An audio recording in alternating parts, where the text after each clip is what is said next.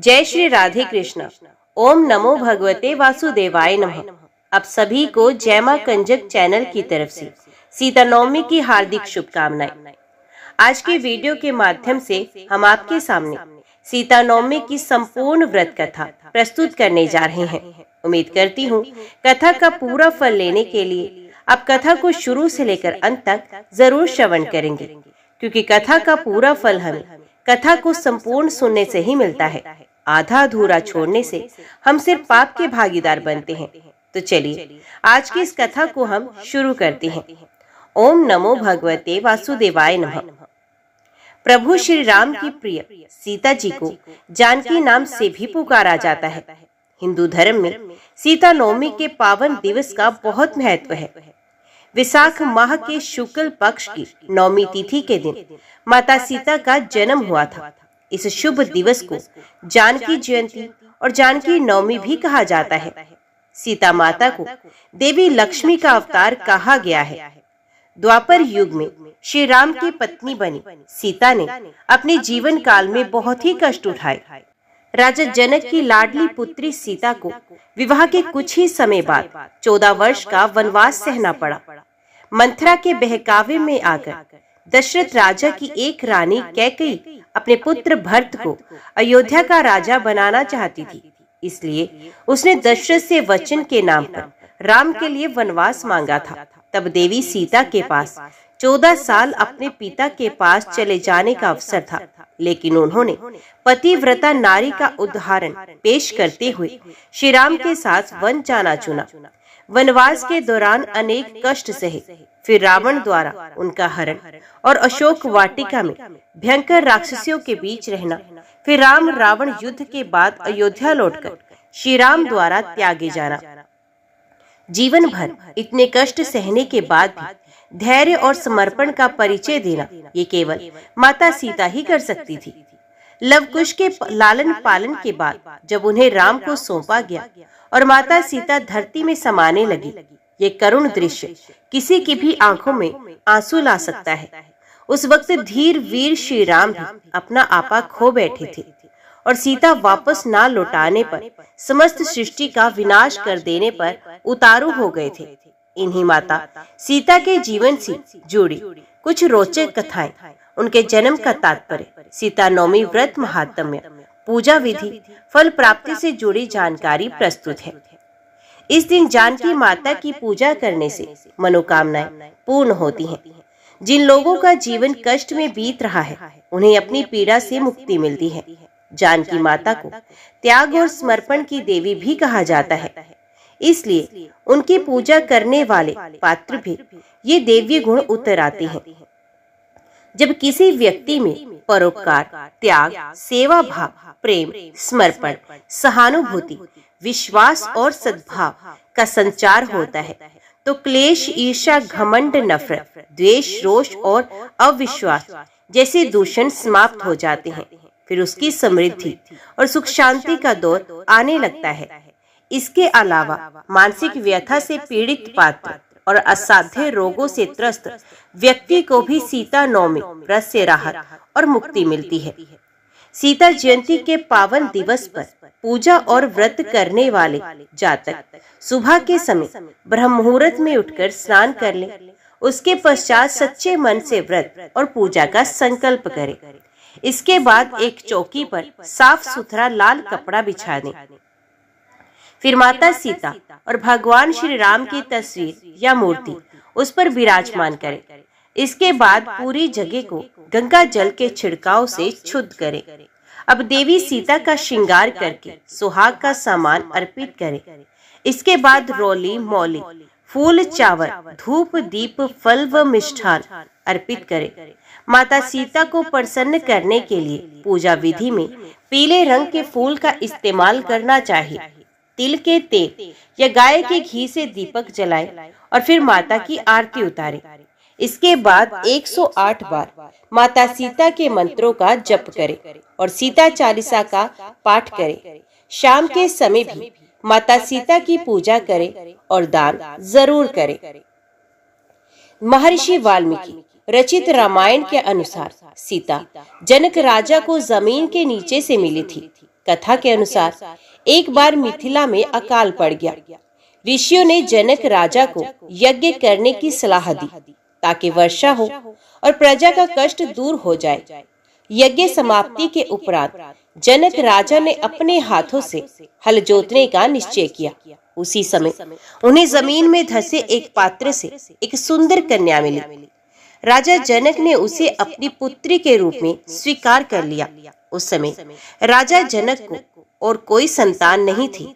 हल का एक हिस्सा, जिसे सिद्ध कहते हैं, उसी से वे पात्र टकराया जिसमें बालिका सीता थी, इसलिए उनका नाम सीता रखा गया। वे जनक पुत्री बनी, इसलिए जानकी कही गई।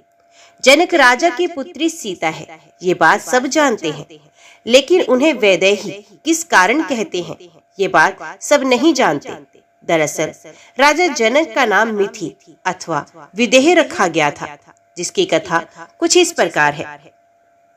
एक बार महायज्ञ अनुष्ठान के लिए उदित नरेश निमि ने ब्रह्म ऋषि वशिष्ठ को आमंत्रित किया, लेकिन ब्रह्म ऋषि इस निमंत्रण को अनदेखा कर इंद्र का यज्ञ संपन्न करने के लिए चले गए, जिस पर निमि ने मृगु आदि मुनियों की मदद लेकर अपना यज्ञ पूरा किया। कुल 500 वर्षों के पश्चात ब्रह्म ऋषि वशिष्ठ इंद्र लोक से वापस लौटे। तब निमि के इस कृत्य पर वे बहुत क्रोधित हुए और उन्होंने निमि को विदेह अर्थात मृत हो जाने का शाप दे दिया। ब्रह्म ऋषि वशिष्ठ के इस भयानक शाप का असर हुआ तो प्रजा में अराजकता फैलने लगी।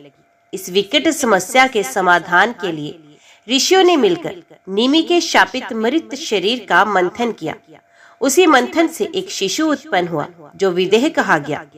बाद में उन्हीं का नाम राजा जनक हुआ। इस तरह जनक राजा विदेह की पुत्री विदेही कही गई। मारवाड़ राज्य में देवदत्त नाम का एक प्रामाणिक ज्ञानी ब्राह्मण रहता था। उसकी भार्या शोभना अति सुंदर थी। ब्राह्मण जब आजीविका चलाने के लिए भिक्षा मांगने दूर देश जाता तो उसकी पत्नी गलत संगत में फंस गई, वे व्यभिचारिणी बन गई। जब उसका पर्दाफाश हुआ तो उसने दुष्ट के साथ मिलकर पूरे गांव को जलवा दिया। इस तरह ब्राह्मणी ने अपना सारा जीवन पाप कर्मों में लिप्त कर बिताया। पति से धोखा किया, इसलिए अगले जन्म वे चांडाल के घर जन्मी। निर्दोष गांव वालों को कष्ट दिया, इसलिए उसे भीषण कुष्ठ रोग हुआ। पूर्व जन्म में व्यभिचार आचरण के फल स्वरूप वे अंधी भी हो गई। इस तरह वे दर दर भटकने और असहनीय कष्ट उठाने को मजबूर हो गई। एक दिन वे कैलाशपुरी पहुंची। भाग्य से ये दिन वैशाख माह के शुक्ल पक्ष की नवमी का दिन था। जानकी जयंती के दिन वे हाथ फैलाकर भोजन की भीख मांगने लगी। गिरते पड़ते वे कनक भवन के पास स्थित 1000 पुष्प जड़ित स्तंभों से होती हुई अंदर जा पहुंची। वे बार बार कुछ खाने को मांग रही थी।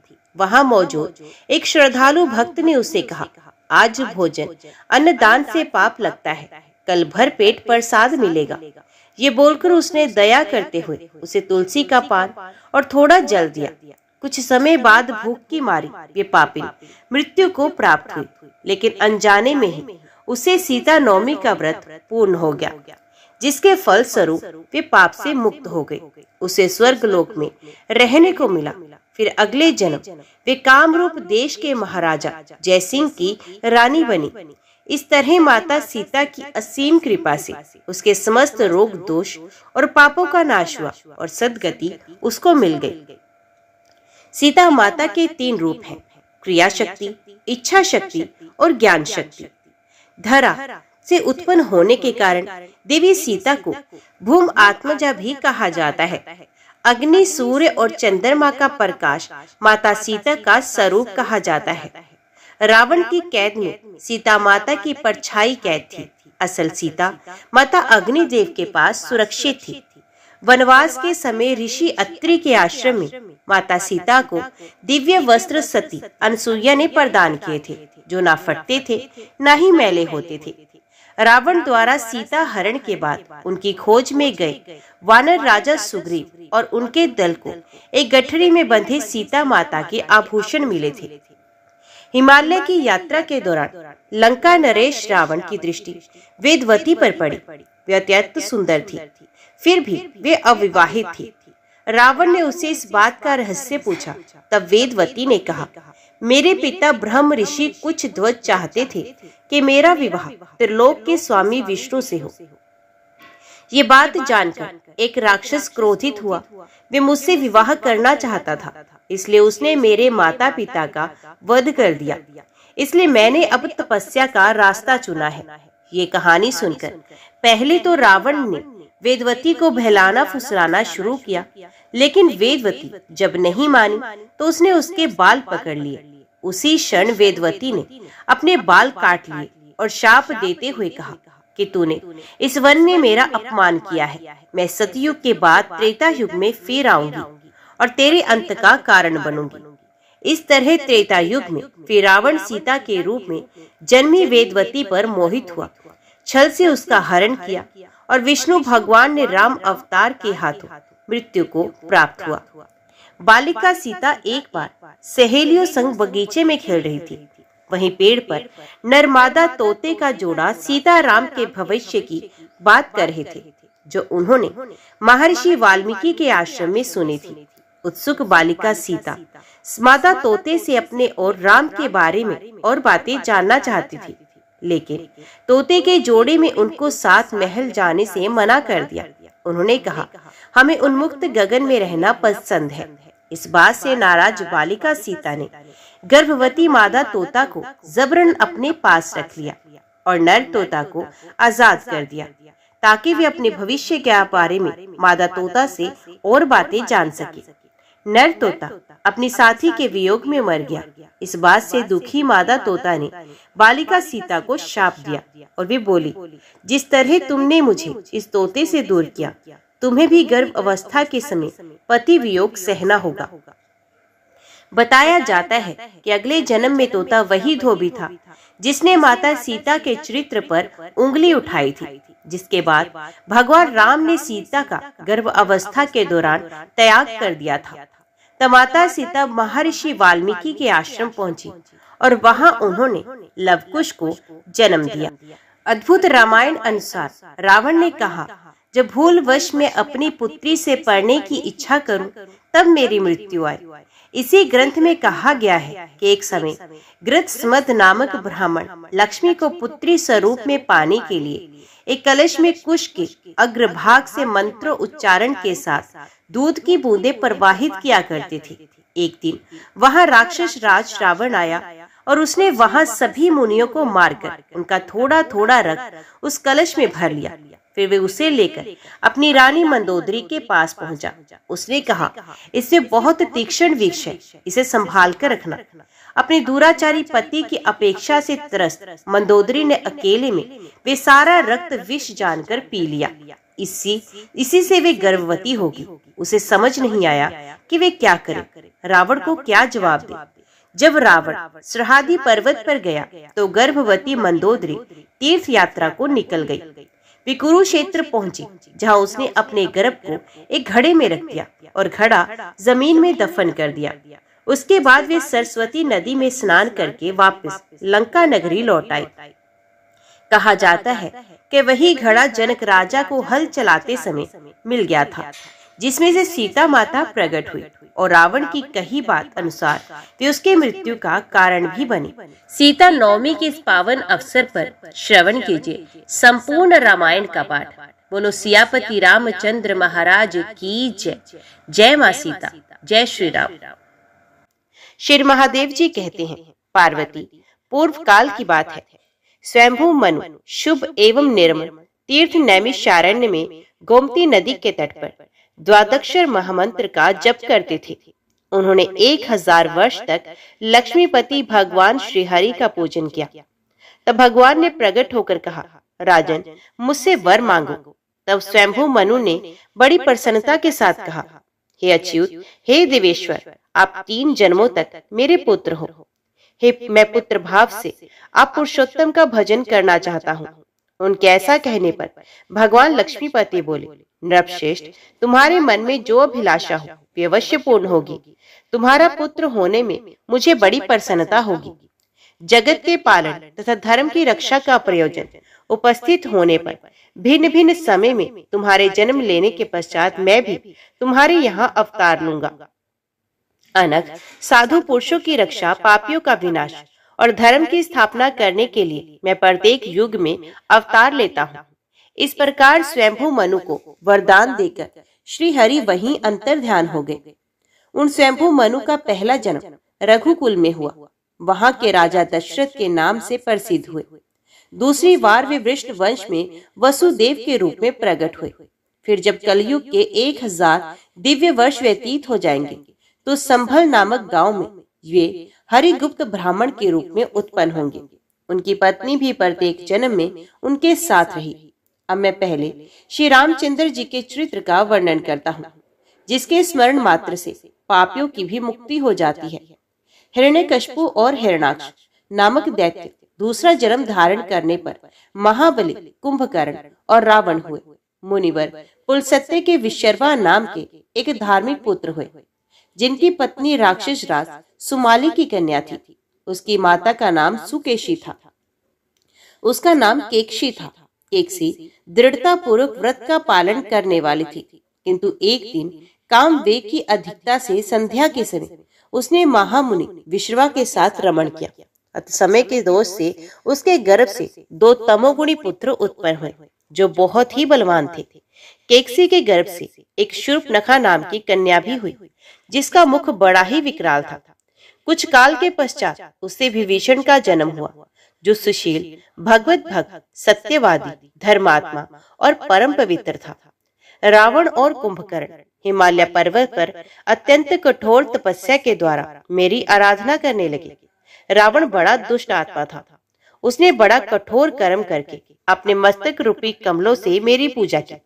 तब मैंने प्रसन्नचित होकर उससे कहा, बेटा, तुम्हारे मन में जो कुछ हो उसके अनुसार वर मांगो।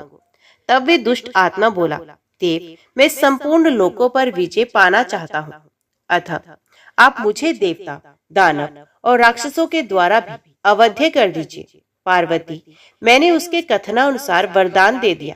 वरदान पाकर उस महाप्रकर्मी राक्षस को बड़ा गर्व हो गया। वे देवता, दानव और मनुष्य तीनों लोकों के प्राणियों को पीड़ा देने लगा। उसके सताए हुए ब्रह्मा आदि देवता भय से आतुर हो भगवान लक्ष्मीपति की शरण में गए। सनातन प्रभु ने देवताओं के कष्ट और उसके दूर होने के उपाय को भलीभांति जानकर ब्रह्मा आदि संपूर्ण देवताओं से कहा, देवगण, मैं रघुकुल में राजा दशरथ के यहाँ अवतार धारण करूंगा और दुरात्मा रावण को बंधु बांधुओं सहित मार डालूंगा। मानव शरीर धारण करके मैं देवताओं के इस कंटक को उखाड़ फेंकूंगा। ब्रह्मा जी के शाप से तुम लोग भी गंधर्वों और अप्सराओं सहित वानर योनि में उत्पन्न हो और मेरी सहायता करो। देवादिदेव श्री विष्णु के ऐसा कहने पर संपूर्ण देवता इस पृथ्वी पर वानर रूप में प्रकट हुए। उधर सूर्य वंश में वैवस्वत मनु के पुत्र राजा इक्ष्वाकु हुए, जो समस्त राजाओं में श्रेष्ठ, महाबलवान और संपूर्ण धर्मज्ञों में श्रेष्ठ थे। उन्हीं की कुल परंपरा में महातेजस्वी तथा बलवान राजा दशरथ हुए, जो महाराज अज के पुत्र, सत्यवादी, सुशील एवं पवित्र आचार विचार वाले थे। उन्होंने अपने पराक्रम से समस्त भूमंडल का पालन किया और सब राजाओं को अपने अपने राज्य पर स्थापित किया। कौशल नरेश की एक सर्वांग सुंदरी कन्या थी, जिसका नाम कौशल्या था। राजा दशरथ ने उसी के साथ विवाह किया। तदंतर मगध राजकुमारी सुमित्रा उनकी द्वितीय पत्नी हुई। कैकेयी नरेश की कन्या कैकेयी, जिसके नेत्र कमलदल के समान विशाल थे, महाराज दशरथ की तीसरी भार्या हुई। इन तीनों धर्म पत्नियों के साथ धर्मपरायण होकर राजा दशरथ पृथ्वी का पालन करने लगे। अयोध्या नाम की नगरी, जो सरयू नदी के तट पर है, महाराज की राजधानी थी। वे सब प्रकार के रत्नों से भरी पूरी और धन धान्य से संपन्न थी। वे सोने की 4 दीवारी से घिरी हुई और ऊंचे ऊंचे नगर द्वारों से सुशोभित थी। धर्मात्मा राजा दशरथ अनेक मुनिवरों और अपने पुरोहित महात्मा वशिष्ठ जी के साथ उस पुरी में निवास करते थे। उन्होंने वहां अकंटक राज्य किया। वहां भगवान पुरुषोत्तम अवतार धारण करने वाले थे। अतएव वे पवित्र नगरी अयोध्या कहलाई। परमात्मा के उस नगर का नाम भी परम कल्याणमय है। जहाँ भगवान विष्णु विराजते हैं, वही स्थान परम पद हो जाता है। वहां सब कर्मों का बंधन काटने वाला मोक्ष सुलभ होता है। राजा दशरथ ने समस्त भूमंडल का पालन करते हुए पुत्र कामना से वैष्णो याग के द्वारा श्री हरि का यजन किया। सबको वर देने वाले सर्वव्यापक लक्ष्मीपति भगवान विष्णु उक्त युक्त यज्ञ द्वारा राजा दशरथ से पूजित होने पर वहां अग्नि कुंड में प्रकट हुए। जाम्बू नद के समान उनकी श्याम कांति थी। वे हाथों में शंख, चक्र और गदा लिए हुए थे। उनके शरीर पर श्वेत वस्त्र शोभा पा रहे थे। वाम अंग में भगवती लक्ष्मी जी के साथ वहां प्रत्यक्ष प्रकट हुए। भक्तवत्सल परमेश्वर राजा दशरथ से बोले, राजन, मैं वर देने के लिए आया हूँ। संपूर्ण लोकों के स्वामी भगवान विष्णु का दर्शन पाकर राजा दशरथ आनंद मगन हो गए। उन्होंने पत्नी के साथ प्रसन्न चित्त से भगवान के चरणों में प्रणाम किया और हर्ष गदगद वाणी में कहा, भगवान, आप मेरे पुत्र भाव को प्राप्त हो। तब भगवान ने प्रसन्न होकर राजा से कहा, राजन, मैं देवलोक का हित, साधु पुरुषों की रक्षा, राक्षसों का वध, लोगों को मुक्ति प्रदान और धर्म की स्थापना करने के लिए तुम्हारे यहाँ अवतार लूंगा। ऐसा कहकर श्री हरि ने सोने के पात्र में रखा हुआ दिव्य खीर जो लक्ष्मी जी के हाथ में मौजूद था राजा को दिया और स्वयं वहां से अंतर ध्यान हो गए। राजा दशरथ ने वहां बड़ी रानी कौशल्या और छोटी रानी कैकेयी को उपस्थित देख इन्हीं दोनों में उस दिव्य खीर को बांट दिया। इतने में ही मछली रानी सुमित्रा भी पुत्र की कामना से राजा के समीप आई। उन्हें देख कौशल्या और कैकेयी ने तुरंत ही अपने अपने खीर में से आधा आधा निकालकर उनको दे दिया। उस दिव्य खीर को खाकर तीनों ही रानियां गर्भवती हो गई। उस समय उनकी बड़ी शोभा हो रही थी। उन्हें कई बार सपने में शंख, चक्र और गदा लिए तथा पीताम्बर पहने देवेश्वर भगवान विष्णु दर्शन दिया करते थे। तदंतर समय अनुसार जब चैत का मनोरथ मधुमास आया तो शुक्ल पक्ष की नवमी तिथि को पुनर्वसु नक्षत्र में दोपहर के समय रानी कौशल्या ने पुत्र को जन्म दिया। उस समय उत्तम लगन था और सभी ग्रह शुभ स्थान में स्थित थे। कौशल्या के पुत्र रूप में संपूर्ण लोकों के स्वामी साक्षात श्री हरि ही अवतीर्ण हुए थे, जो योगियों के ध्येय सनातन प्रभु, संपूर्ण उपनिषदों के प्रतिपाद्य तत्व, अनंत संसार की सृष्टि, रक्षा और परलय के हेतु, रोग शोक से रहित, सब प्राणियों को शरण देने वाले और सर्वभूत स्वरूप परमेश्वर है। जगदीश्वर का अवतार होते ही आकाश में देवताओं की दुधंबियां बजने लगी। श्रेष्ठ देवताओं ने फूल बरसाए। प्रजापति आदि देवगण विमान पर बैठकर मुनियों के साथ हर्ष गदगद हो स्तुति करने लगे। तत्पश्चात राजा दशरथ ने बड़ी प्रसन्नता के साथ पुरोहित वशिष्ठ जी के द्वारा बालक का जात कर्म संस्कार कराया। भगवान वशिष्ठ ने उस समय बालक का बड़ा सुंदर नाम रखा। वे बोले, ये महाप्रभु कमल के निवास करने वाले श्री देवी के साथ रमण करने वाले हैं, इसलिए इनका परम प्राचीन स्वतः सिद्ध नाम श्री राम होगा। ये नाम भगवान विष्णु के सहस्र नामों के समान है तथा मनुष्यों को मुक्ति प्रदान करने वाला है। चैत्र मास श्री विष्णु का मास है। इसमें प्रकट होने के कारण ये विष्णु भी कहलाएंगे। इस प्रकार नाम रखकर महर्षि वशिष्ठ ने नाना प्रकार की स्तुतियों से भगवान का स्तवन किया और बालक के मंगल के लिए सहस्र नाम का पाठ करके इस परम पवित्र राज्य भवन से बाहर निकले। राजा दशरथ ने श्रेष्ठ ब्राह्मणों को प्रसन्नता पूर्वक बहुत धन दिया तथा धर्म पूर्वक 10,000 गोए दान की। इतना ही नहीं, उन रघुकुल श्रेष्ठ राजा ने श्री विष्णु की प्रसन्नता के लिए 1 लाख गांव दान किए और दिव्य वस्त्र, दिव्य आभूषण तथा असंख्य धन देकर ब्राह्मणों को तृप्त किया। महारानी कौशल्या ने जब अपने पुत्र श्री राम की ओर दृष्टिपात किया तो उनके श्री चरणों और कर कमलों में शंख, चक्र, गदा, पदक, ध्वजा और वज्र आदि चिन्ह दिखाई दिए। वक्षस्थल में श्री वत्स का चिन्ह, कौस्तुभ मणि तथा वर्णमाला सुशोभित थी। उनके श्री अंगों में देवता, असुर और मनुष्यों सहित संपूर्ण जगत दृष्टिगोचर हुआ। मुस्कुराते हुए मुख के भीतर 14 भुवन दिखाई देते थे। उनके निश्वास में इतिहास सहित संपूर्ण वेद, जांघों में दीप, समुद्र और पर्वत, नाभि में ब्रह्मा तथा महादेव जी, कानों में संपूर्ण दिशाएं, नेत्रों में अग्नि और सूर्य तथा नासिका में महान वेगशाली वायुदेव विराजमान थे। पार्वती संपूर्ण उपनिषदों के तात्पर्यभूत भगवान को देखकर रानी कौशल्या भयभीत हो गई और बारंबार प्रणाम करके नेत्रों से आनंद के आंसू बहाती हुई हाथ जोड़कर बोली, देव देवेश्वर प्रभु, आपको पुत्र रूप में पाकर मैं धन्य हो गई। जगन्नाथ, अब मुझ पर प्रसन्न होइए और मेरे भीतर पुत्र स्नेह को जागृत कीजिए। माता के ऐसा कहने पर सर्वव्यापक श्री हरि माया से मानव भाव तथा शिशु भाव को प्राप्त होकर रुदन करने लगे। फिर तो देवी कौशल्या ने आनंद मगन होकर उत्तम लक्षणों वाले अपने पुत्र को छाती से लगा लिया और उसके मुख में दूध डाल दिया। संसार का भरण पोषण करने वाले सनातन देवता महाप्रभु श्री हरि बालक रूप से माता की गोद में लेटकर उनका स्तन पान करने लगे। वे दिन बड़ा ही सुंदर, रमणीय और मनुष्यों की समस्त कामनाओं को पूर्ण करने वाला था। नगर और प्रांत के सब मनुष्यों ने बड़ी प्रसन्नता के साथ उस दिन भगवान का जन्मोत्सव मनाया। तदंतर कैकेयी के गर्भ से भरत का जन्म हुआ। वे पांचजन्य शंख के अंश से प्रकट हुए थे।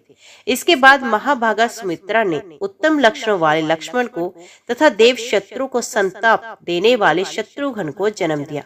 शत्रु पक्ष के वीरों का संहार करने वाले श्री लक्ष्मण भगवान अनंत के अंश से और अमित पराक्रमी शत्रुघ्न सुदर्शन के अंश से प्रकट हुए।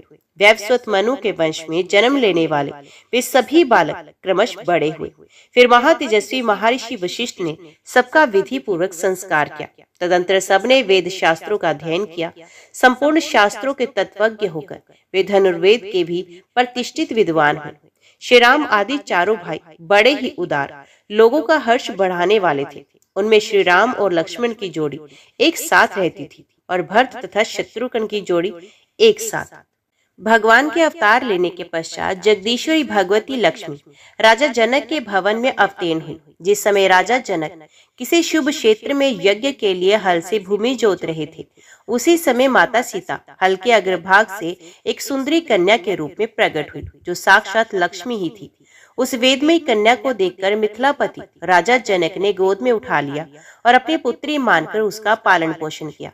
इस प्रकार जगदीश्वर की वल्लभा देवेश्वरी लक्ष्मी स्वरूपा लोगों की रक्षा के लिए राजा जनक के मनोहर भवन में पल रही थी। इसी समय विश्व विख्यात महामुनि विश्वामित्र ने गंगा जी के सुंदर तट पर परम पुण्यमय सिद्ध आश्रम में एक उत्तम यज्ञ आरंभ किया। जब यज्ञ होने लगा तो रावण के अधीन हो रहने वाले कितने ही निशाचर उसमें विघ्न डालने लगे।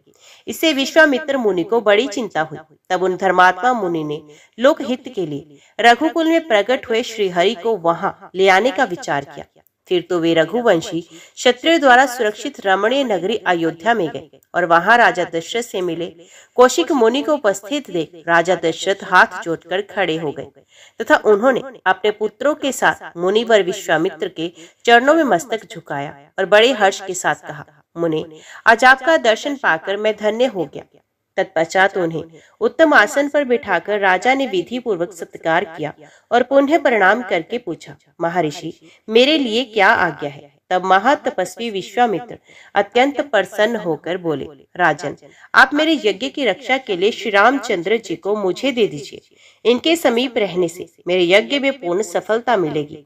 मुनिवर विश्वामित्र की ये बात सुनकर सर्वज्ञ में श्रेष्ठ राजा दशरथ ने लक्ष्मण सहित श्री राम को मुनि की सेवा में समर्पित कर दिया।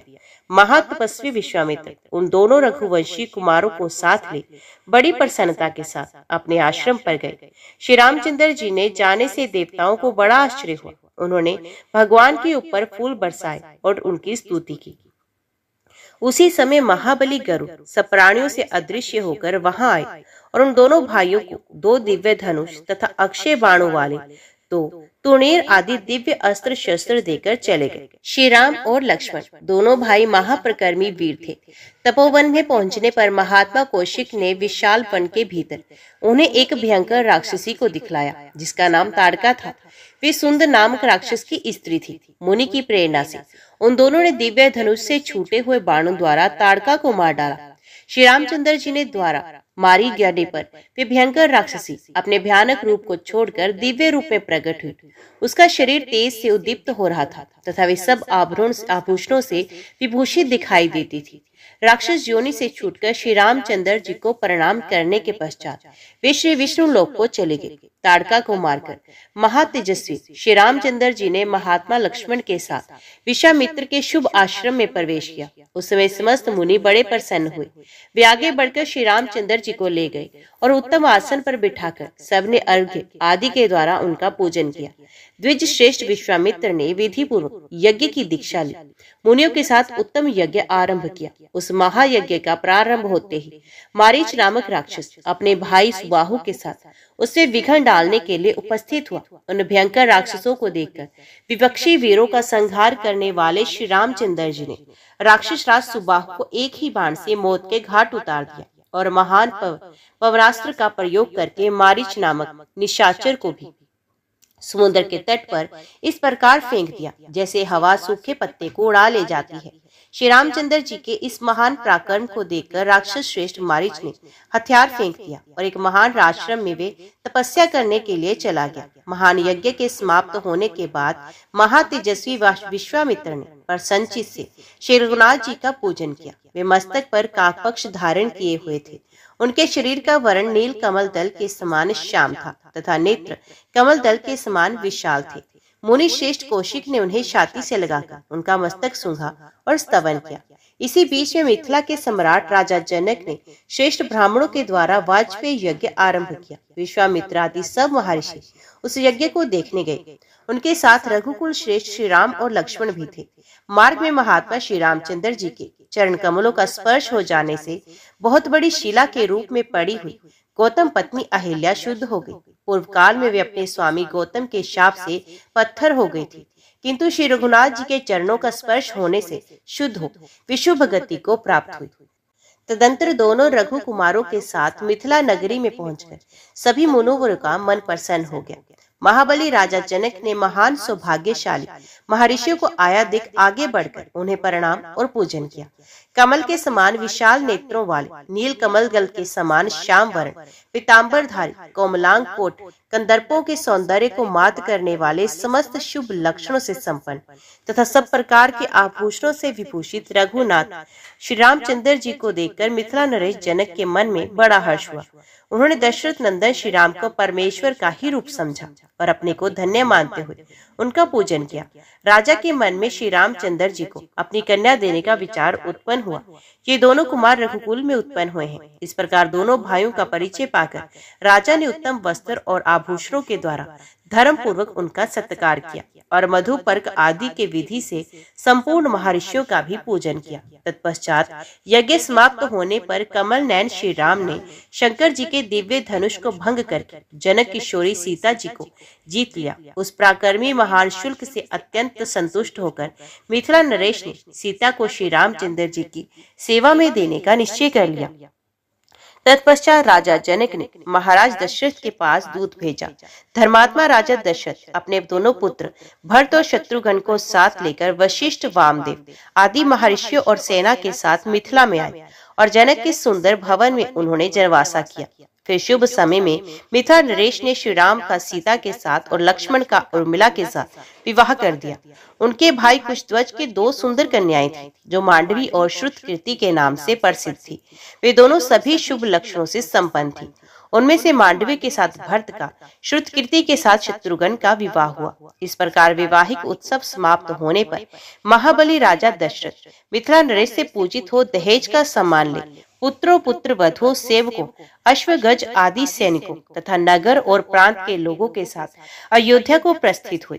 मार्ग में महाप्रकर्मी तथा परम प्रतापी परशुराम जी मिले, जो हाथ में फरसा लेकर क्रोध में भरे हुए सिंह की भांति खड़े थे।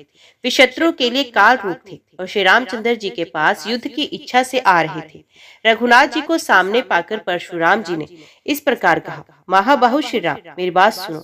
मैं युद्ध में बहुत से पराक्रमी राजाओं का वध करके ब्राह्मणों को भूमि दान दे तपस्या करने के लिए चला गया था, किंतु तुम्हारे वीर और बल की ख्याति सुनकर यहाँ तुमसे युद्ध करने के लिए आया हूँ। यद्यपि इक्ष्वाकु वंश के वे क्षत्रिय जो मेरे नाना के कुल में उत्पन्न हुए मेरे वध्य नहीं है, तथापि किसी भी क्षत्रिय का बल और पराक्रम सुनकर मेरे लिए उसका सहन करना पाना असंभव है। इसलिए उदार रघुवंशी वीर, तो मुझे युद्ध का अवसर दो। सुना है तुमने शंकर जी के दुर्दश धनुष को तोड़ डाला है। ये वैष्णव धनुष भी उसी के मान समान शत्रुओं का संहार करने वाला है। तुम अपने पराक्रम से इसकी प्रत्यंचा चढ़ा दो तो मैं तुमसे हार मान लूंगा, अथवा यदि मुझे देखकर तुम्हारे मन में भय समा गया हो तो मुझ बलवान के आगे अपने हथियार नीचे डाल दो और मेरी शरण में आ जाओ। परशुराम जी के ऐसा कहने पर परम प्रतापी श्री रामचंद्र जी ने वे धनुष ले लिया, साथ ही उनसे अपनी वैष्णवी शक्ति को भी खींच लिया। शक्ति से वियोग होते ही पराक्रमी परशुराम कर्म भ्रष्ट ब्राह्मण की भांति वीर और तेज से हीन हो गए। उन्हें तेजोहीन देखकर समस्त क्षत्रिय साधु साधु कहते हुए बारंबार श्री रामचंद्र जी की सराहना करने लगे। रघुनाथ जी ने उस महान धनुष को हाथ में लेकर अनायास उसकी प्रत्यंचा चढ़ा दी और बाण का संधान करके विस्मय से पड़ गए। परशुराम से पूछा, ब्राह्मण, इस श्रेष्ठ बाण से आपका कौन सा कार्य करूं? आपके दोनों लोकों का नाश कर दूं या आपके पुण्य द्वारा उपार्जित स्वर्गलोक का ही अंत कर दूं? उस भयंकर बाण को देखकर परशुराम जी को ये मालूम हो गया कि ये साक्षात परमात्मा है।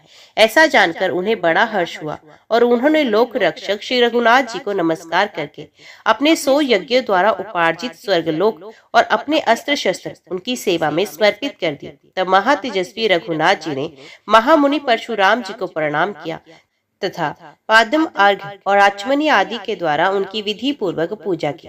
श्री रामचंद्र जी के द्वारा पूजित होकर महातपस्वी परशुराम जी भगवान नर नारायण के रमणीय आश्रम में तपस्या करने के लिए चले गए। तत्पश्चात महाराज दशरथ ने पुत्रों और बहुओं के साथ उत्तम मुहूर्त में अपनी पूरी अयोध्या के भीतर प्रवेश किया। श्री राम, लक्ष्मण, भरत तथा शत्रुघ्न चारों भाई अपनी अपनी पत्नी के साथ प्रसन्नचित होकर रहने लगे।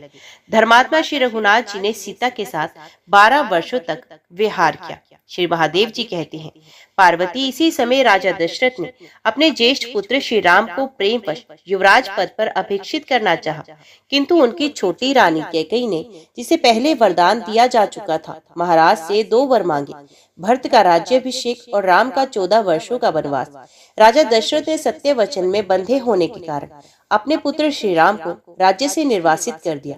उस समय राजा मारे दुख के अचेत हो गए। रामचंद्र ने पिता के वचनों की रक्षा करने के लिए धर्म समझकर राज्य को त्याग दिया और लक्ष्मण तथा सीता के साथ वे वन को चले गए। वहां जाने का उद्देश्य था रावण का वध करना। इधर राजा दशरथ पुत्र वियोग से शोकग्रस्त होकर मर गए। उस समय मंत्रियों ने भरत को राज्य पर बिठाने की चेष्टा की, किंतु धर्मात्मा भरत ने राज्य लेने से इनकार कर दिया। उन्होंने उत्तम भातृ प्रेम का परिचय देते हुए वन में आकर श्री राम से राज्य ग्रहण के लिए प्रार्थना की, किंतु पिता की आज्ञा का पालन करने के कारण रघुनाथ जी ने राज्य लेने की इच्छा नहीं की। उन्होंने भरत के अनुरोध करने पर उन्हें अपनी चरण पादुकाएं दे दी। भरत ने भी भक्ति पूर्वक उन्हें स्वीकार किया और उन पादुकाओं को ही राज सिंहासन पर स्थापित करके गंध पुष्प आदि से वे प्रतिदिन उनका पूजन करने लगे। महात्मा रघुनाथ जी के लौटने तक के भक्त जी तपस्या करते हुए वहां रहने लगे तथा समस्त पूर्ववासी भी तब तक के लिए भांति भांति के व्रतों का पालन करने लगे। श्री रघुनाथ जी चित्रकूट पर्वत पर भरद्वाज मुनि के उत्तम आश्रम के निकट मंदाकिनी के किनारे लक्ष्मी स्वरूपा विदेह राजकुमारी सीता के साथ रहने लगे। एक दिन महामना श्री राम जानकी जी की गोद में मस्तक रखकर सो रहे थे। इतने में ही इंद्र का पुत्र जयंत कोई के रूप में वहां आकर विचरने लगा। वे जानकी जी को देखकर उनकी ओर झपटा और अपने तीखे पंजों से उसने उनके स्तन पर आघात किया। उस कोई को देखकर श्री राम ने एक कुश हाथ में लिया और उसे ब्रह्मास्त्र से अभिमंत्रित करके उसकी ओर फेंका। वे तृण पर ज्वलित अग्नि के समान अत्यंत भयंकर हो गया। जब उससे आग की लपटें निकलने लगी, उसे अपनी ओर आता देखकर वे कुआ कातर स्वर में काव काव करता हुआ भाग चला। श्री राम का छोड़ा हुआ वे भयंकर अस्त्र कोई का पीछा करने लगा। कुआ भय से पीड़ित हो तीनों लोकों में घूमता फिरा। वे जहां जहां शरण लेने के लिए जाता, वहीं वहीं वे भयानक अस्त्र तुरंत पहुंच जाता। उस कोए को देखकर रुद्र आदि समस्त देवता, दानव और मनुष्य मुनि यही उत्तर देते थे कि हम लोग तुम्हारी रक्षा करने में असमर्थ हैं। इसी समय तीनों लोकों के स्वामी भगवान ब्रह्मा ने कहा, कुआ तू भगवान श्री राम की ही शरण में जा। वे करुणा के सागर और सबके रक्षक है, उनमें क्षमा करने की शक्ति है। वे बड़े ही दयालु हैं, शरण में आए हुए जीवों की रक्षा करते हैं। वे समस्त प्राणियों के ईश्वर हैं, सुशीलता आदि गुणों से संपन्न है और समस्त जीव समुदाय के रक्षक, पिता, माता, सखा और सुहृद है। उन देवेश्वर श्री रघुनाथ जी की शरण में जा, उनके सिवा और कहीं भी तेरे लिए शरण नहीं है। ब्रह्मा जी के ऐसा कहने पर वे कुआ भय से व्याकुल हो सहसा श्री रघुनाथ जी की शरण में आकर पृथ्वी पर गिर पड़ा। कोए को प्राण संकट में पड़ा देखकर जानकी जी ने बड़े विनय के साथ अपने स्वामी से कहा, नाथ इसे बचाइए। कुआं सामने धरती पर पड़ा था। सीता ने उसके मस्तक पर भगवान श्री राम के चरणों में लगा दिया। तब करुणा रूपी अमृत के सागर भगवान श्री राम ने कोए के अपने हाथ से उठाया और दया से द्रवित होकर उसकी रक्षा की। दयानिधि श्री रघुनाथ जी ने कोई से कहा, काक डरो मत, मैं तुम्हें अभिदान देता हूँ, अब तुम सुख पूर्वक अपने स्थान को जाओ। तब एक कुआं श्री राम और सीता को बार बार प्रणाम करके श्री रघुनाथ जी के द्वारा सुरक्षित हो शीघ्र ही स्वर्गलोक को चला गया। फिर श्री रामचंद्र जी सीता और लक्ष्मण के साथ महर्षियों के मुख से अपनी स्तुति सुनते हुए चित्रकूट पर्वत पर रहने लगे। कुछ काल के पश्चात एक दिन रघुनाथ जी अत्रि मुनि के विशाल आश्रम पर गए। उन्हें आया देख मुनि श्री धर्मात्मा अत्रि ने बड़ी प्रसन्नता के साथ आगे जाकर उनकी अगवानी की और सीता सहित श्री रामचंद्र जी को सुंदर आसन पर विराजमान करके उन्हें प्रेम पूर्वक अर्घ्य पादम आचमनीय भांति भांति के वस्त्र मधुपर्क और आभूषण आदि समर्पण की। मुनि की पत्नी अनसुया देवी ने भी प्रसन्नता पूर्वक सीता को परम उत्तम दिव्य वस्त्र और चमकीले आभूषण भेंट किए। फिर दिव्य अन्न पान और भक्ष्य भोजन आदि के द्वारा मुनि ने तीनों को भोजन कराया। मुनि के द्वारा प्रभक्ति से पूजित होकर लक्ष्मण सहित श्री राम वहां बड़ी प्रसन्नता के साथ एक दिन रहे। सवेरे उठकर उन्होंने महामुनि से विदा मांगी और उन्हें प्रणाम करके वे जाने को तैयार हुए। मुनि ने आज्ञा दे दी। तब कमल नयन श्री राम महर्षियों से भरे हुए दंडक वन में गए। वहां अत्यंत भयंकर विराट नामक राक्षस निवास करता था। उसे मारकर वे शरभंग मुनि के उत्तम आश्रम पर गए। शरभंग ने श्री रामचंद्र जी का दर्शन किया। इसे तत्काल पाप मुक्त होकर वे ब्रह्मलोक को चले गए। तत्पश्चात श्री रघुनाथ जी सुतीक्षण अगस्त्य तथा अगस्त्य के भाई के आश्रम पर गए। उन सबने उनका भली भांति सत्कार किया। इसके बाद वे गोदावरी के उत्तम तट पर पंचवटी में रहने लगे। वहां उन्होंने दीर्घ काल तक बड़े सुख से निवास किया। धर्म का अनुष्ठान करने वाले तपस्वी मुनिवर वहां जाकर अपने स्वामी राजा विलोचन श्री राम का पूजन किया करते थे। उन मुनियों ने राक्षसों से प्राप्त होने वाले अपने भय की भी भगवान को सूचना दी। भगवान ने उन्हें सांत्वना देकर अभय की दक्षिणा दी। श्री रामचंद्र जी के द्वारा सत्कार पाकर सब मुनि अपने अपने आश्रम में चले आए। पंचवटी में रहते हुए श्री राम के 13 वर्ष व्यतीत हो गए। एक समय भयंकर रूप धारण करने वाली दुर्दश राक्षसी शूर्पणखा ने, जो रावण की बहन थी, पंचवटी में प्रवेश किया। वहां कोटि कंदर्प के समान मनोहर कांति वाले श्री रघुनाथ जी को देखकर वे राक्षसी कामदेव के बाण से पीड़ित हो गई और उनके पास जाकर बोली, कौन हो तुम जो इस दंडक कारण्य में के भीतर तपस्वी के वेश में रहते हो? तपस्वियों के लिए तो इस वन में आना बहुत कठिन है। तुम किस लिए यहाँ आए हो? ये सब बातें शीघ्र ही सच सच बताओ, झूठ मत बोलना। उसके इस प्रकार पूछने पर श्री रामचंद्र जी ने हंसकर कहा, मैं राजा दशरथ का पुत्र हूँ। मेरा नाम राम है। मेरे छोटे भाई का नाम लक्ष्मण है। ये मेरी पत्नी सीता है। इन्हें मिथिला नरेश जनक की प्यारी पुत्री समझे। मैं पिता के आदेश का पालन करने के लिए इस वन में आया हूँ। हम तीनों महर्षियों का हित करने की इच्छा से इस महान वन में विचरते हैं। सुंदरी, तुम मेरे आश्रम पर किस लिए आई हो? तुम कौन हो और किसके कुल में उत्पन्न हुई हो? ये सारी बातें मुझे बताओ। राक्षसी बोली, मैं मुनिवरी विश्वव्रा की पुत्री और रावण की बहन हूँ। मेरा नाम शूर्पणखा है।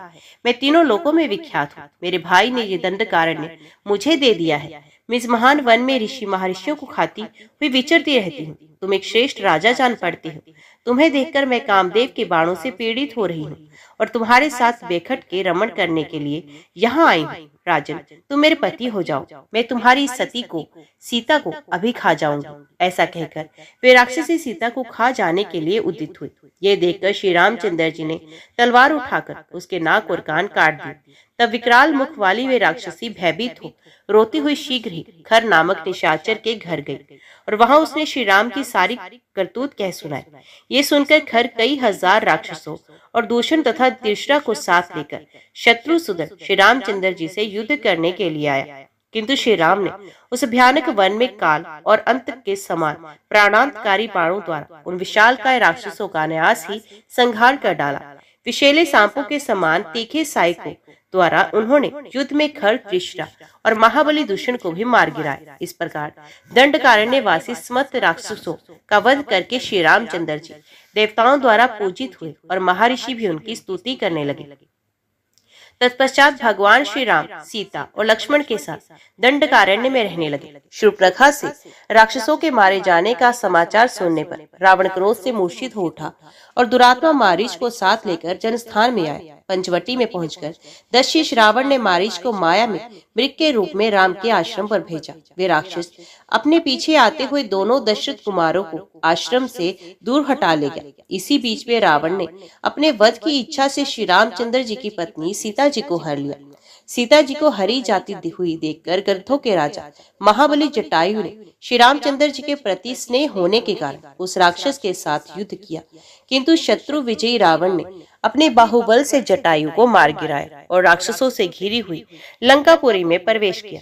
वहां अशोक वाटिका में सीता को रखा और श्री रामचंद्र जी के बाणों के मृत्यु की अभिलाषा रखकर वे अपने महल में चला गया। इधर श्री रामचंद्र जी मृग रूपधारी मारीच नामक राक्षस को मारकर भाई लक्ष्मण के साथ जब उन्हें आश्रम में आए तब उन्हें सीता नहीं दिखाई थी। सीता को कोई राक्षस हर ले गया।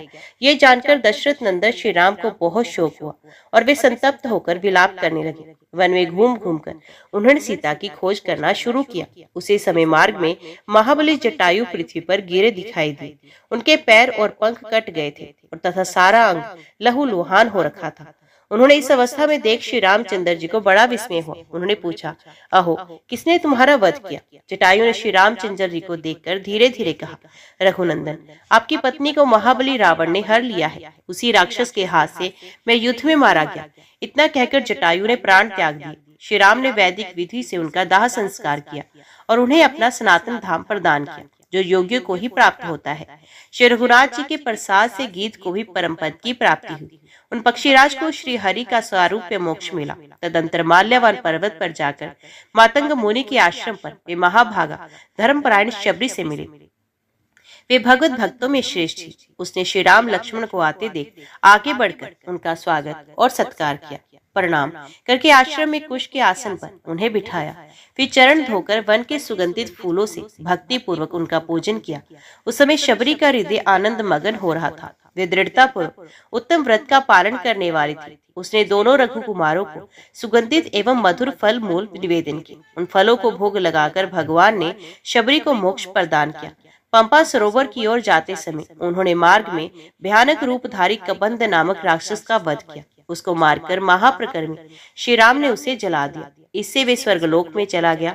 इसके बाद महाबली श्री रघुनाथ जी ने शबरी तीर्थ को अपने शारंग धनुष की कोटि से गंगा और गया के समान पवित्र बना दिया। ये महान भगवत भक्तों का तीर्थ है। इसका जल जिसके उदर में पड़ेगा उसका शरीर संपूर्ण जगत के लिए वंदनीय हो जाएगा। इसमें तनिक भी संदेह नहीं। ऐसा कहकर श्री रामचंद्र जी ऋष्यमुख पर्वत पर गए। वहां पंपा सरोवर के तट पर हनुमान नामक वानर से उनकी भेंट हुई।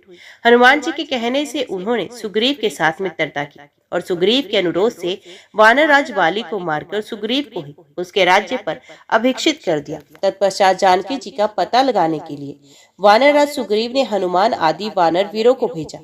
पवन नंदन हनुमान जी को समुद्र को लांघकर लंका नगरी में प्रवेश किया और दृढ़ता पूर्वक पातिव्रत्य का पालन करने वाली सीता जी को देखा। वे उपवास करने के कारण दुर्बल, दीन और अत्यंत शोकग्रस्त थी। उनके शरीर पर मैल जम गई थी तथा वे मलिन वस्त्र पहने हुए थे। उन्हें श्री रामचंद्र जी की दी हुई पहचान देकर हनुमान जी ने उनसे भगवान का समाचार निवेदन किया। फिर विदेह राजकुमारी को भली भांति आश्वासन दिया। उन्होंने उस सुंदर उद्यान को नष्ट कर डाला।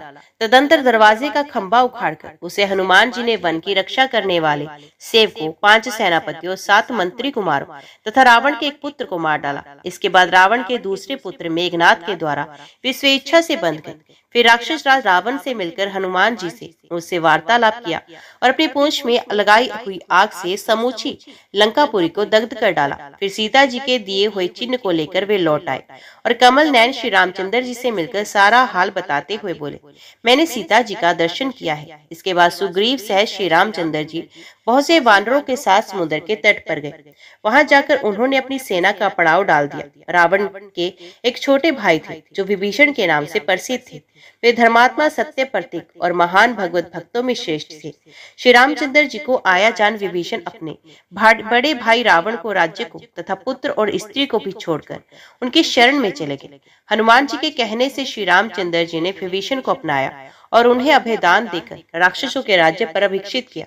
तत्पश्चात समुद्र को पार करने की इच्छा से श्री रामचंद्र जी उसकी शरण में गए, किंतु प्रार्थना करने पर भी उसकी गतिविधि में कोई अंतर होता ना देख महाबली श्री राम ने शारंग धनुष हाथ में लिया और बाण समूहों की वर्षा करके समुद्र को सुखा दिया। तब सरिताओं के स्वामी समुद्र ने करुणा सागर के भगवान की शरण में जा उनका विधिवत पूजन किया। इसी श्री रघुनाथ जी ने वर्ण अस्त्र का प्रयोग करके पुनः सागर को जल से भर दिया। फिर समुद्र के ही कहने से उन्होंने उस पर वानरों के लाए हुए पर्वतों के द्वारा पुल बंधवाया। उसी से सेना सहित लंकापुरी में जाकर अपनी बहुत बड़ी सेना को ठहराया। उसके बाद वानरों और राक्षसों में खूब युद्ध हुआ। तदंतर रावण के पुत्र महाबली इंद्रजित नामक राक्षस ने नागपाश से श्री राम और लक्ष्मण दोनों भाइयों को बांध लिया। उस समय गरुड़ ने आकर उन्हें उन अस्त्रों से के बंधन से मुक्त कराया। महाबली वानरों के द्वारा बहुत से राक्षस मारे गए। रावण का छोटा भाई कुंभकर्ण बड़ा बलवान वीर था। उसको श्री राम ने युद्ध में अग्निशिखा के समान तेजस्वी बाणों से मौत के घाट उतार दिया। तब इंद्रजीत को बड़ा क्रोध हुआ और उसने ब्रह्मास्त्र के द्वारा वानरों को मार गिराया। उस समय हनुमान जी श्रेष्ठ औषधियों से युक्त पर्वतों को उठा ले आए। उसको छूकर बहने वाली वायु के स्पर्श से सभी वानर जी उठे। तब परम उदार लक्ष्मण ने अपने तीखे बाणों से जैसे इंद्र ने वृत्तासुर को मारा था उसी प्रकार इंद्रजीत को मारकर गिराया। अब स्वयं रावण ही संग्राम में श्री रामचंद्र के साथ युद्ध करने के लिए निकला। उसके साथ चतुरंगनी सेना और महाबली मंत्री भी थे। फिर तो वानरों और राक्षसों में तथा लक्ष्मण सहित श्री राम और रावण में भयंकर युद्ध छिड़ गया। उस समय राक्षस रावण ने शक्ति का प्रहार करके लक्ष्मण को रणभूमि में गिरा दिया। इससे महातेजस्वी रघुनाथ जी राक्षसों के काल थे कुपित हो गए और काल एवं मृत्यु के समान तीखे बाणों से राक्षस वीरों का संहार करने लगे। उन्होंने काल दंड के समान सहस्रों तेजस्वी बाण मारकर राक्षस रावण को ढक दिया। श्री रघुनाथ जी के बाणों से उस निशाचर के सारे अंग बिंद गए और वे भयभीत होकर रणभूमि से लंका में भाग गया। उसे सारा संसार श्री राम में दिखाई देता था, अतः खीर्ण होकर घर में घुस गया। इसके बाद हनुमान जी श्रेष्ठ औषधियों से युक्त महान पर्वत को उठा ले आए। इसे लक्ष्मण जी को तुरंत ही चेत हो गया। उधर रावण ने विजय की इच्छा से होम करना शुरू किया, किंतु बड़े बड़े वानरों ने जाकर शत्रु के उस अभिचार मार्ग यज्ञ का विध्वंस कर दिया। तब रावण पुनः श्री रामचंद्र जी से युद्ध करने के लिए निकला। उस समय वे दिव्य रथ पर बैठा हुआ था और बहुत से राक्षस उसके साथ थे। ये देख इंद्र ने भी अपने दिव्य अश्वों से जुते हुए सारथी सहित दिव्य रथ को श्री रामचंद्र जी के लिए भेजा। मातली के लाए हुए उस रथ पर बैठकर श्री रघुनाथ जी देवताओं के मुख से अपनी स्तुति सुनते हुए राक्षस के साथ युद्ध करने लगे। तदंतर श्री राम और रावण में भयंकर शास्त्रों द्वारा 7 दिन और 7 रातों तक घोर युद्ध हुआ। सब देवता विमानों पर बैठकर उस महायुद्ध को देख रहे थे। रघुकुल श्रेष्ठ श्री रामचंद्र जी ने अनेकों बार रावण के मस्तक काटे, किंतु मेरे वरदान से उसके फिर नए नए मस्तक निकल आते थे। तब श्री रघुनाथ जी ने उस दुरात्मा का वध करने के लिए महाभयंकर और कालअग्नि के समान तेजस्वी ब्रह्मास्त्र का प्रयोग किया। श्री रामचंद्र जी का छोड़ा हुआ वे अस्त्र रावण की छाती छेद कर धरती को चीरता हुआ रसातल में चला गया। वहां सर्पों ने उस बाण का पूजन किया। वे महाराक्षस प्राणहीन होकर पृथ्वी पर गिरा और मर गया। इससे संपूर्ण देवताओं का हृदय हर्ष से भर गया। वे संपूर्ण जगत के गुरु महात्मा श्री राम पर फूलों की वर्षा करने लगे। गंधर्वराज गाने और अप्सराएं नाचने लगी। पवित्र वायु चलने लगी और सूर्य की प्रभा स्वच्छ हो गई। मुनि सिद्ध देवता गंधर्व और किन्नर भगवान की स्तुति करने लगे। श्री रघुनाथ जी ने लंका के राज्य पर विभीषण को अभिषिक्त करके अपने को कृतार्थ सा माना और इस प्रकार कहा, विभीषण, जब तक सूर्य चंद्रमा और पृथ्वी रहेगी तथा जब तक यहाँ मेरी कथा का प्रचार रहेगा तब तक तुम्हारा राज्य कायम रहेगा। महाबली, यहाँ राज्य करके तुम पुण्य अपने पुत्र पौत्र तथा गणों के साथ योग्यों को प्राप्त होने योग्य मेरे सनातन दिव्य धाम में पहुंच जाओगे। इस प्रकार विभीषण को वरदान दे महाबली श्री रामचंद्र जी ने मिथिलेश कुमारी सीता को पास बुलवाया। यद्यपि वे सर्वथा पवित्र थी तो भी श्री राम ने भरी सभा में उनके प्रति बहुत से निंदित वचन कहे। पति के द्वारा निंदित होते पर सती साध्वी सीता अग्नि पर ज्वलित करके उसमें प्रवेश करने लगी। माता जानकी को अग्नि में प्रवेश करते देख शिव और ब्रह्मा आदि सभी देवता भय से व्याकुल हो उठे और श्री रघुनाथ जी के पास जाकर हाथ जोड़कर बोले, महाबाहु श्री राम, आप अत्यंत पराक्रमी हैं, हमारी बात सुने। सीता जी अत्यंत निर्मल है, साध्वी हैं और कभी भी आपसे विलग होने वाली नहीं है। जैसे सूर्य अपनी प्रभा को नहीं छोड़ सकते, उसी प्रकार आपके द्वारा भी ये त्यागने योग्य नहीं है। ये संपूर्ण जगत की माता और सबको आश्रय देने वाली है। संसार का कल्याण करने के लिए ही ये भूतल पर प्रकट हुई है। रावण और कुंभकर्ण पहले आपके ही भक्त थे। वे सनकादिकों के शाप से इस पृथ्वी पर उत्पन्न हुए थे। उन्हीं की मुक्ति के लिए ये विदेह राजकुमारी दंडकारण्य में हरी गई। इन्हीं के निमित्त बनाकर वे दोनों श्रेष्ठ राक्षस आपके हाथ से मारे गए। अब इस राक्षस योनि से मुक्त होकर पुत्र पौत्रों और सेवकों सहित स्वर्ग में गए हो। अत सदा शुद्ध आचरण वाली सती साध्वी सीता को शीघ्र ही ग्रहण कीजिए। ठीक उसी तरह जैसे पूर्व काल में आपने समुद्र से निकलने पर लक्ष्मी रूप में इन्हें ग्रहण किया था, इसी समय लोक साक्षी अग्नि देव सीता को लेकर प्रकट हुए। उन्होंने देवताओं के समीप ही श्री जानकी जी को श्री राम की सेवा में अर्पण कर दिया और कहा, प्रभु सीता सर्वथा निष्कलंक और शुद्ध आचरण वाली है। ये बात मैं सत्य सत्य निवेदन करता हूँ। आप इन्हें बिना विलंब किए ग्रहण कीजिए। अग्निदेव के इस कथन से रघुकुल श्रेष्ठ श्री राम ने प्रसन्नता के साथ सीता को स्वीकार किया। फिर सब देवता भगवान का पूजन करने लगे। उस युद्ध में जो श्रेष्ठ वानर राक्षसों के हाथ से मारे गए थे, वे ब्रह्मा जी के वर से शीघ्र ही जी उठे। तत्पश्चात राक्षसराज विभीषण ने सूर्य के समान तेजस्वी पुष्कर विमान को, जिसे रावण ने कुबेर से छीन लिया था, श्री रघुनाथ जी को भेंट किया। साथ ही बहुत से वस्त्र और आभूषण भी दिए। विभीषण से पूजित होकर परम प्रतापी श्री रामचंद्र जी अपनी धर्मपत्नी विदेह कुमारी सीता के साथ उस श्रेष्ठ विमान पर आरूढ़ हुए। इसके बाद शूरवीर भाई लक्ष्मण वानर और भालुओं के समुदाय सहित वानर राज सुग्रीव तथा महाबली राक्षसों सहित शूरवीर विभीषण भी उस पर सवार हुए। वानर, भालू और राक्षस सबके साथ सवार हो श्री रामचंद्र जी श्रेष्ठ देवताओं के द्वारा अपनी स्तुति सुनते हुए अयोध्या की ओर प्रस्थित हुए। भरद्वाज मुनि के आश्रम पर जाकर सत्य पराक्रमी श्री राम ने हनुमान जी को भरत के पास भेजा। वे निषादों के गांव में जाकर विष्णु भक्त घूस से मिले और उनसे श्री रामचंद्र जी के आने का समाचार कहकर नंदीग्राम को चले गए। वहां श्री रामचंद्र जी के छोटे भाई भरत से मिलकर उन्होंने श्री रामचंद्र जी के शुभ आगमन का समाचार कह सुनाया। हनुमान जी के द्वारा श्री रघुनाथ जी के शुभ आगमन की बात सुनकर भाई तथा सुहृदों के साथ भरत जी को बड़ी प्रसन्नता हुई। फिर वायु नंदन हनुमान जी पुनः श्री रामचंद्र जी के पास लौट आए और भरत का समाचार उनसे कह सुनाया। तत्पश्चात श्री रामचंद्र जी ने अपने छोटे भाई लक्ष्मण और सीता के साथ तपस्वी भरद्वाज मुनि को प्रणाम किया और फिर मुनि ने भी पकवान, फल, मूल, वस्त्र और आभूषण आदि के द्वारा भाई सहित श्री राम का स्वागत सत्कार किया। उनसे सम्मानित होकर श्री रघुनाथ जी ने उन्हें प्रणाम किया और उनकी आज्ञा ली। उन्हें लक्ष्मण सहित पुष्कर विमान पर आरूढ़ हो सहर्दों सहित नंदीग्राम में आए। उस समय कैकेयी नंदन भरत ने भाई शत्रुघ्न, मंत्रियों, नगर के मुख्य व्यक्तियों तथा सेना सहित अनेक राजाओं को साथ ले प्रसन्नता पूर्वक आगे आकर बड़े भाई की अगवानी की। रघुकुल श्रेष्ठ श्री रामचंद्र जी के निकट पहुंचकर भरत ने अनुयायियों सहित उन्हें प्रणाम किया।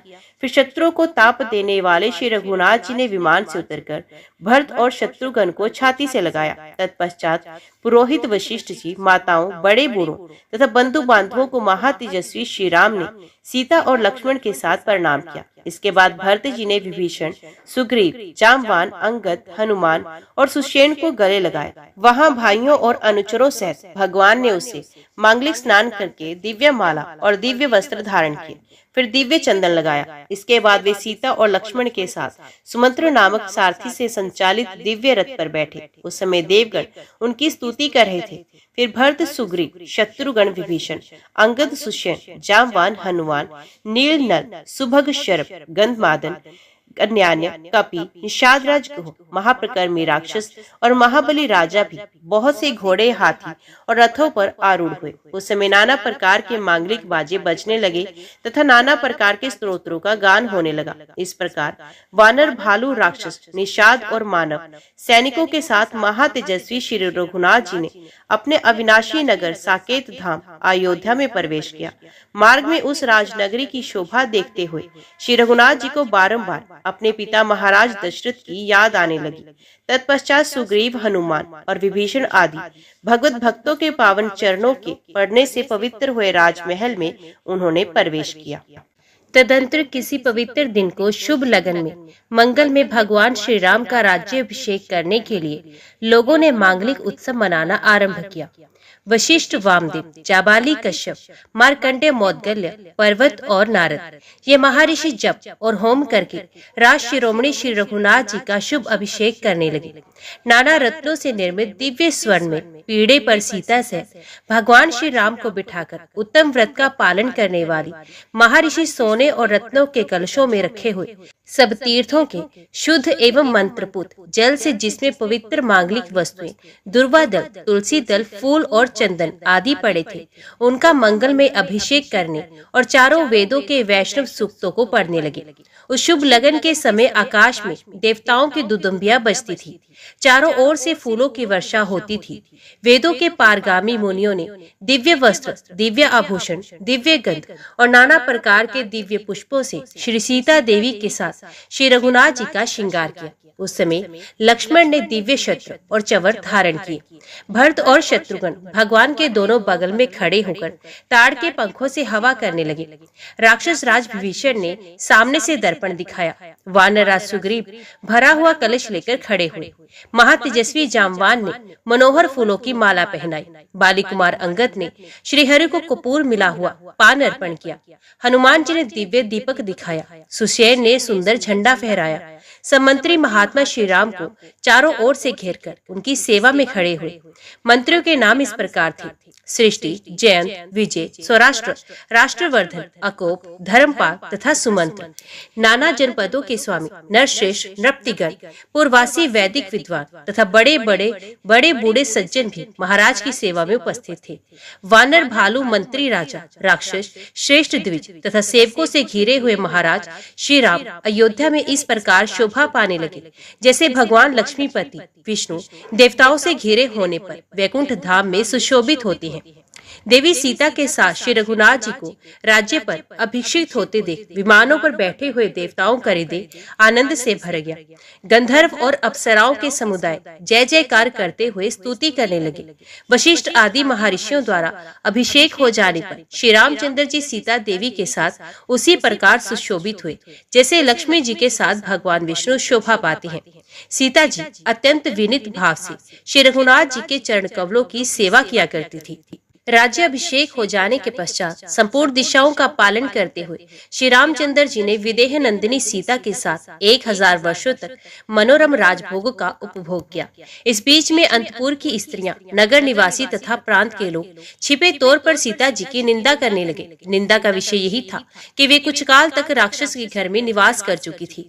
शत्रु का संहार करने वाले श्री रामचंद्र जी लोकापवाद के कारण मानव भाव का प्रदर्शन करते हुए उन्होंने राजकुमारी सीता को गर्भवती की अवस्था में वाल्मीकि मुनि के आश्रम के पास गंगा तट पर महान वन के भीतर छुड़वा दिया।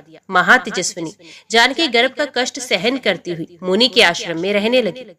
उनका मन सदा स्वामी के चिंतन में ही लगा रहता था। मुनि पत्नियों से सत्कृत और महर्षि वाल्मीकि द्वारा सुरक्षित होकर उन्होंने आश्रम में ही 2 पुत्र उत्पन्न किए जो लव और कुश के नाम से प्रसिद्ध हुए। मुनि ने ही उनके संस्कार किए और वहीं पलकर वे दोनों बड़े हुए। उधर श्री रामचंद्र जी यम नियमादि गुणों से संपन्न हो सब प्रकार के भोगों का परित्याग करके भाइयों के साथ पृथ्वी का पालन करने लगे। वे सदा आदि अंत से रहित सर्वव्यापी श्री हरि का पूजन करते हुए ब्रह्मचर्य प्रायण हो प्रतिदिन पृथ्वी का शासन करते थे। धर्मात्मा शत्रुघ्न लवणासुर को मारकर अपने 2 पुत्रों के साथ देव निर्मित मथुरापुरी के राज्य का पालन करने लगे।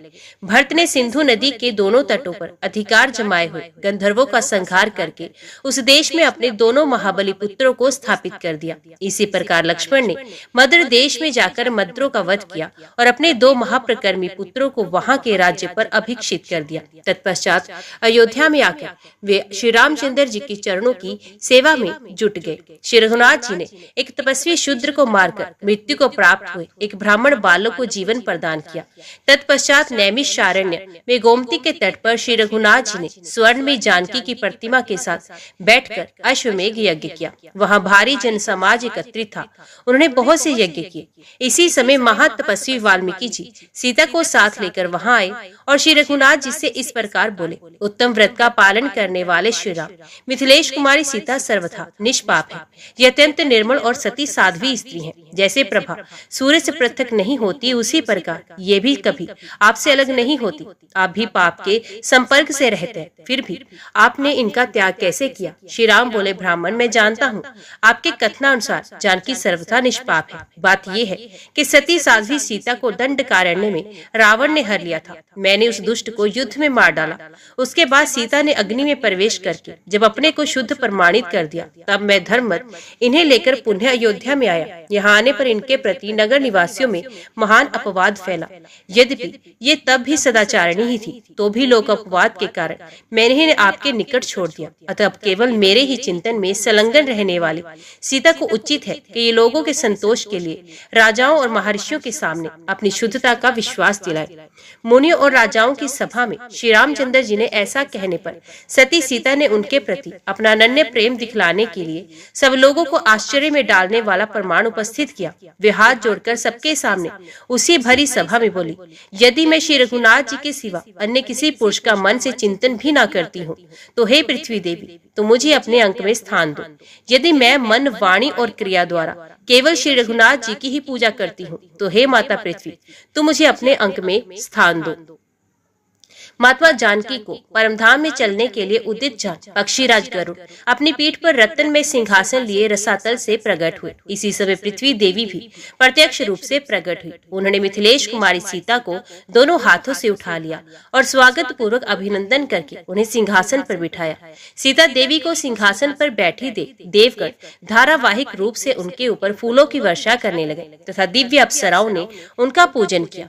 फिर वे सनातनी देवी गरुड़ पर आरूढ़ हो पृथ्वी के ही मार्ग से परम धाम को चलेगी। जगदीश्वरी सीता पूर्व भाग में दासी गणों से घिरकर योगियों को प्राप्त होने योग्य सनातन परम धाम में स्थित हुई। सीता को रसातल में प्रवेश करते देख सब मनुष्य साधुवाद देते हुए उच्च स्वर से कहने लगे, वास्तव में ये सीता देवी परम साध्वी है।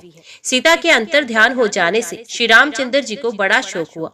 वे अपने दोनों पुत्रों को लेकर मुनियों और राजाओं के साथ अयोध्या में आए। तदंतर दीर्घ काल के पश्चात उत्तम व्रत का पालन करने वाले श्री रामचंद्र जी की माताएं काल धर्म को प्राप्त हो पति के समीप स्वर्गलोक में चलेगी। कठोर व्रत का पालन करने वाले श्री रघुनाथ जी ने 11,000 वर्षों तक धर्म पूर्वक राज्य का पालन किया।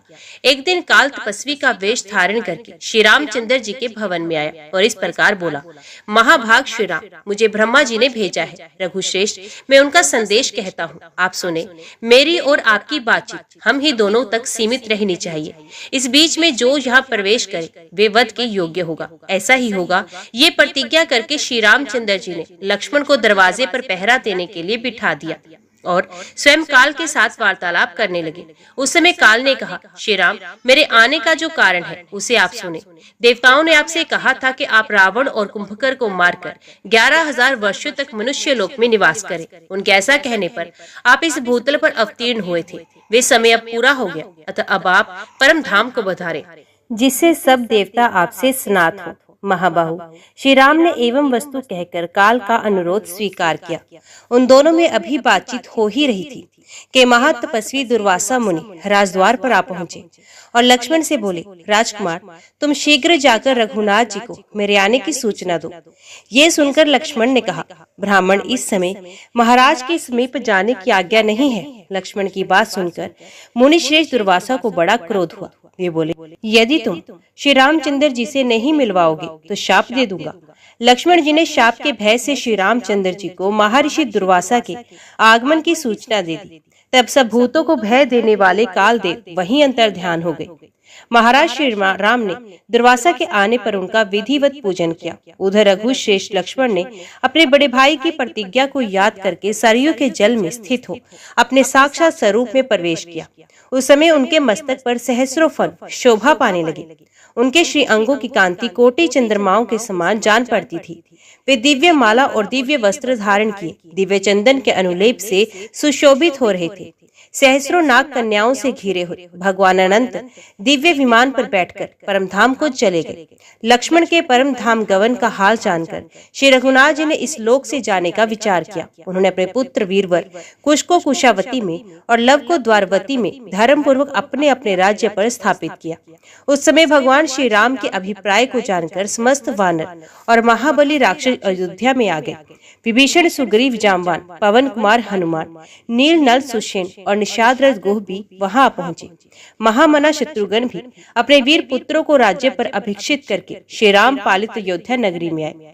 वे सभी महात्मा श्री राम को प्रणाम करके हाथ जोड़कर कहने लगे, रघुश्रेष्ठ, आप परमधाम में पधारने को तैयार हैं। ये जानकर हम सब लोग आपके साथ चलने को आए हैं। प्रभु, आपके बिना हम क्षण भर भी जीवित रहने में समर्थ नहीं हैं, तो हम भी साथ ही चलेंगे। उनके ऐसा कहने पर श्री रघुनाथ जी ने बहुत अच्छा कहकर उनकी प्रार्थना स्वीकार की।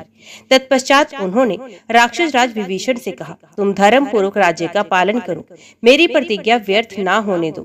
जब तक चंद्रमा, सूर्य और पृथ्वी कायम है, तब तक प्रसन्नता पूर्वक राज्य भोगो, फिर योग्य समय आने पर मेरे परम धाम को प्राप्त होगे। ऐसा कहकर श्री रामचंद्र जी ने इक्ष्वाकु कुल के देवता श्री रंगशाही सनातन भगवान विष्णु के अर्चा विग्रह को विभीषण के लिए समर्पित कर दिया।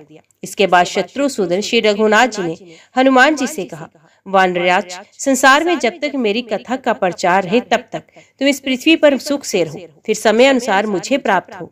हनुमान जी से ऐसा कहकर वे जामवान से बोले, पुरुषश्रेष्ठ, द्वापर युग आने पर मैं पुनः पृथ्वी का भार उतारने के लिए यदुकुल में अवतार लूंगा और तुम्हारे साथ युद्ध करूंगा, अतः तुम यहीं रहो। उपर्युक्त व्यक्तियों से ऐसा कहकर श्री रामचंद्र जी ने अन्य सभी वानरों और भालुओं से कहा, तुम सब लोग मेरे साथ चलो। तुरंत ब्रह्मचर्य का पालन करने वाले श्री राम श्वेत वस्त्र पहनकर दोनों हाथों में कुश लिए अनासक्त भाव से चले। श्री रामचंद्र जी के दक्षिण भाग में कमल हाथ में लिए श्री देवी उपस्थित हो गई और वाम भाग में भूदेवी अपने साथ साथ चलने लगी। वेद, वेदांग, पुराण, इतिहास, ओंकार, वष्टकार, लोक को पवित्र करने वाली सावित्री तथा धनुष आदि अस्त्र शस्त्र सभी पुरुष विग्रह धारण करके वहां उपस्थित हो गए। भरत, शत्रुघ्न तथा समस्त पूर्ववासी भी अपने स्त्री पुत्र अर्थात सेवकों सहित भगवान के साथ साथ चले। मंत्री, भृत्य वर्ग, किंकर, वैदिक, वानरगण, भालू तथा राजा सुग्रीव, इन सब ने स्त्री और पुत्रों के साथ परम बुद्धिमान श्री रघुनाथ जी का अनुसरण किया। इतना ही नहीं, समीपवर्ती पशु, पक्षी तथा समस्त स्थावर जंगम प्राणी भी महात्मा रघुनाथ जी के साथ गए। उस समय श्री रामचंद्र जी को भी जो भी देख लेते वे ही उनके साथ लग जाते थे। उनमें से कोई भी पीछे नहीं लौटता था। तदंतर अयोध्या में 3 योजन दूर जाकर जहाँ नदी का प्रवाह पश्चिम की ओर था, भगवान ने अनुयायियों सहित पुण्य सलीला सरयू में प्रवेश किया। उस समय पितामह ब्रह्मा जी सब देवताओं और ऋषियों के साथ आकर रघुनाथ जी की स्तुति करते हुए बोले, श्री विष्णु, आइए, आपका कल्याण हो। बड़े सौभाग्य की बात है जो आप यहाँ पधारे हैं। मानद, अब आप अपने देवोपम भाइयों के साथ अपने वैष्णव स्वरूप में प्रवेश कीजिए, वही आपका सनातन रूप है। देव, आप ही संपूर्ण विश्व की गति है। कोई भी आपके स्वरूप को वास्तव में नहीं जानते। आप अचिंत्य, महात्मा, अविनाशी और सबके आश्रय हैं। भगवान, आप आइए। उस समय भगवान श्री राम ने अपने स्वरूप में प्रवेश किया। भरत और शत्रुघ्न शंख और चक्र के अंश थे। वे दोनों महात्मा दिव्य तेज से संपन्न हो अपने तेज में मिल गए। तब शंकर, चक्र, गदा और पद्म धारण किए हुए चतुर्भुज भगवान विष्णु के रूप में स्थित हो श्री रामचंद्र जी श्री और भू देवियों के साथ विमान पर आरूढ़ हुए। वहां दिव्य कल्प वृक्ष के मूल भाग में सुंदर सिंहासन पर भगवान विराजमान हुए। उस समय सब देवता उनकी स्तुति कर रहे थे। श्री रामचंद्र जी के पीछे जो वानर, भालू और मनुष्य आए थे, उन्होंने सरयू के जल का स्पर्श करते ही सुखपूर्वक प्राण त्याग दिए और श्री रघुनाथ जी की कृपा से सबने दिव्य रूप धारण कर लिया। उनके अंगों में दिव्य हार और दिव्य वस्त्र शोभा पा रहे थे।